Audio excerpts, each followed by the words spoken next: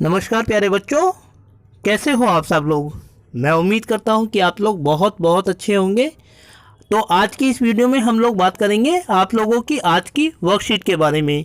यह वर्कशीट मुगल साम्राज्य से संबंधित है और यह वर्कशीट आपको सोमवार 31 दिसंबर 2020 यानी कि आज अपने विद्यालय से प्राप्त होगी।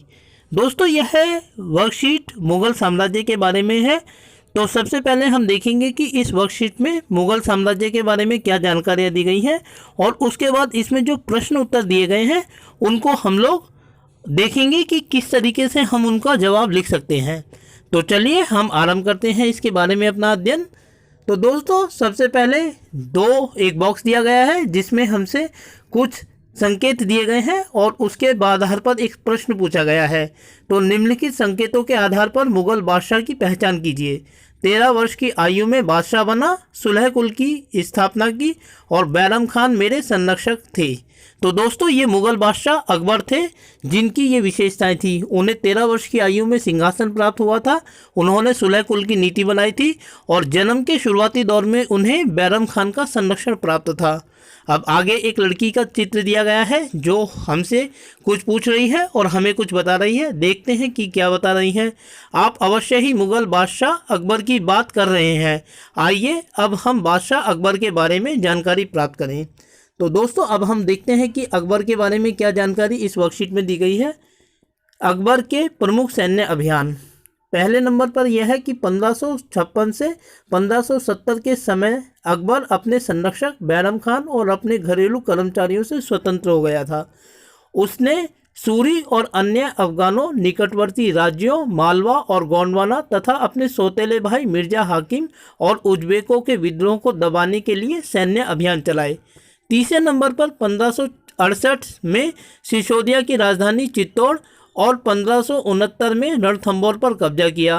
1570 और 1585 के समय गुजरात के सैन्य के विरुद्ध सैनिक अभियान हुए। उसके बाद मिर्जा हाकिम की मृत्यु के पश्चात काबुल को भी उसने अपने राज्य में मिला लिया।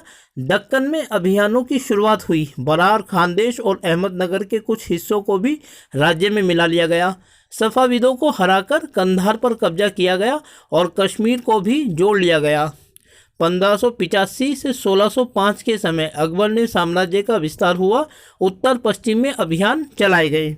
अब दोस्तों, अकबर की धार्मिक नीति और सैनिक या प्रशासन नीति के बारे में बात की गई है। तो पहले अकबर की प्रशासनिक नीति है।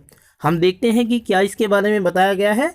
अबुल फजल द्वारा रचित अकबरनामा से अकबर के प्रशासन संबंधी जानकारी प्राप्त होती है। साम्राज्य कई सूबों में बटा हुआ था।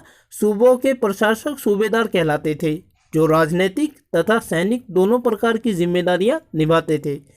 प्रत्येक प्रांत में एक वित्तीय अधिकारी होता है जो दीवान कहलाता था। प्रशासन में सहायक अन्य अधिकारी भी थे, जैसे बख्शी जो सैनिक वेतनाधिकारी था, सदर धार्मिक एवं धर्मार्थ किए जाने वाले कार्यों का मंत्री था, फौजदार सेनानायक था और कोतवाल नगर का पुलिस अधिकारी होता था। इसके बाद अकबर की धार्मिक नीति के बारे में चर्चा है। अकबर ने सुलह कुल की नीति का आरंभ किया यानी प्रतिपादन किया। सहिष्णुता अर्थात सहनशीलता की यह धारणा अपने अनुयायियों मानने वालों के मध्य भेदभाव नहीं करती थी। इसका केंद्र बिंदु थी नीति शास्त्र की एक व्यवस्था जो सर्वत्र लागू की जा सकती थी, जिसमें केवल सच्चाई, न्याय और शांति पर बल दिया जाता था। दोस्तों, इसके बाद एक क्रियाकलाप दिया गया है जिसमें अपने अध्यापक अथवा परिवारजनों की सहायता से अकबरनामा एवं उसकी जिल्दों में दिए गए विषयों में जानकारी एकत्र करनी है। तो दोस्तों, मैं आपको बताना चाहूँगा कि अकबरनामा जो किताब है वह उसके दरबारी अबुल फजल के द्वारा लिखी गई थी। इस किताब को 3 वॉल्यूम्स में लिखा गया था, अर्थात 3 किताबें थी। पहली वाली किताब में अकबर की जो पूर्वज थे उनके पिताजी, दादाजी और उनसे पहले के लोग, उनका वर्णन किया गया था।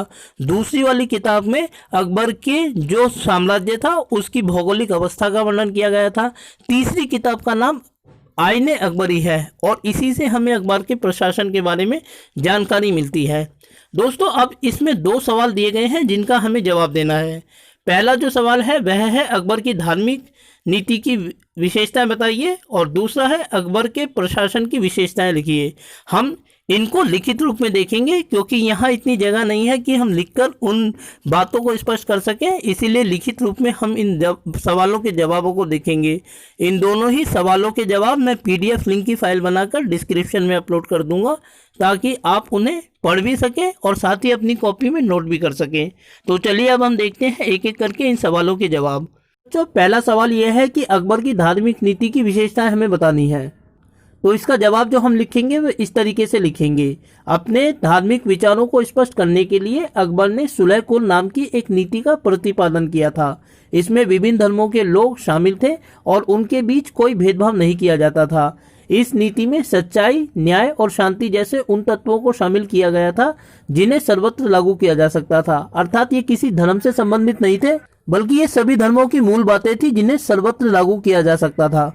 प्यारे बच्चों, अब दूसरा सवाल है, और सवाल है कि अकबर के प्रशासन की विशेषताएं लिखिए। इस सवाल का जवाब हम इस रूप में लिख सकते हैं कि अकबर ने अपने प्रशासन को कई सूबों में बांटा था। इन सूबों को संभालने की जिम्मेदारी सूबेदारों के पास थी, जो राजनीतिक तथा सैनिक दोनों जिम्मेदारियां निभाते थे। इसके अलावा बख्शी, सदर, फौजदार तथा कोतवाल जैसे अधिकारी प्रशासन में मदद करते थे। बच्चों, मैं आपको यहाँ यह भी बताना चाहूंगा कि वास्तव में जो मुगल साम्राज्य की प्रशासनिक व्यवस्था है वह अकबर ने ही प्रारंभ की थी, क्योंकि उसके जो दादाजी थे बाबर साहब, जिन्होंने हिंदुस्तान में मुगल वंश की स्थापना की थी, उन्होंने हिंदुस्तान में सिर्फ 4 वर्षों तक शासन किया था।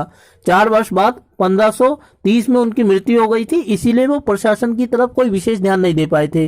जबकि उनके पिताजी जो थे हुमायूं, वो उनका कार्यकाल इतना छोटा था कि वो भी कोई नजर नहीं दौड़ा पाए थे प्रशासन के ऊपर।